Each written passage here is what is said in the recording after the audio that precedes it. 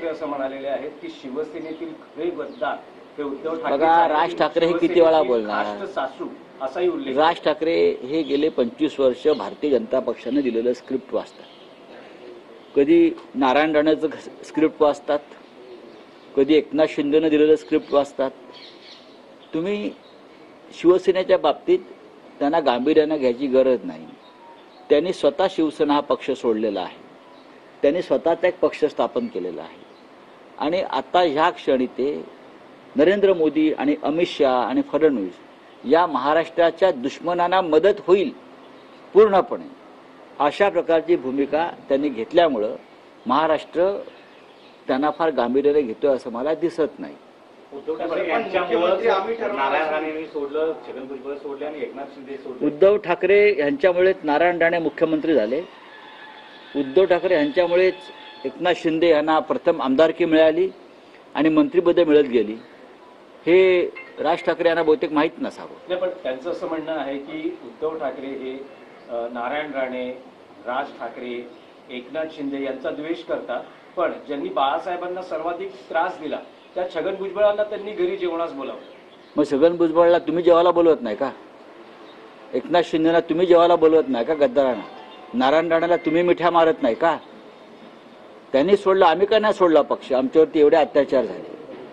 आमच्यासारखे लोक पक्षामध्ये आहेत ना अजून. आम्हाला कमी त्रास झाला का? आम्ही बाळासाहेब ठाकरेंच्या शिवसेनेमध्ये आहोत आणि राहणार आहोत. बघा, राज ठाकरेंचा एक चष्मा आहे, ते त्या चष्म्यातून स्वतःच्याच नजरेनं पाहतात. माझं असं म्हणणं आहे की 25 वर्षापेक्षा जास्त काळ राज ठाकरेंना पक्ष सोडून झाला आहे. त्यानंतर आमचा पक्ष फार पुढे गेला, फार बदलला. राज ठाकरे सातत्याने निवडणुका लढतायत आणि हरतायत आणि आज 2024च्या निवडणुकीत आमच्याकडे पक्ष नाही, आमच्याकडे चिन्ह नाही, तरी सुद्धा आम्ही लाखो मतं घेऊन आम्ही 9 खासदार निवडून आणले. हे राज ठाकरे विसरतायत. जनता उद्धव ठाकरे यांच्या पाठीशी आहे.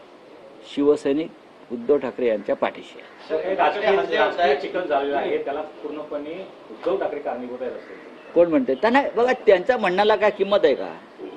ते काय म्हणते? मी असं म्हणतोय ना की बाबा, जे देवेंद्र फडणवीस किंवा अमित शहा, नरेंद्र मोदी या महाराष्ट्राच्या दुश्मनांना जे म्हणायचं आहे बरं का, ते राज ठाकरे म्हणतात. राज ठाकरे 25-30 वर्ष ही एकच भूमिका घेऊन राजकारणामध्ये किंवा निवडणुकांमध्ये आहेत. उद्धव ठाकरे खूप पुढे गेले.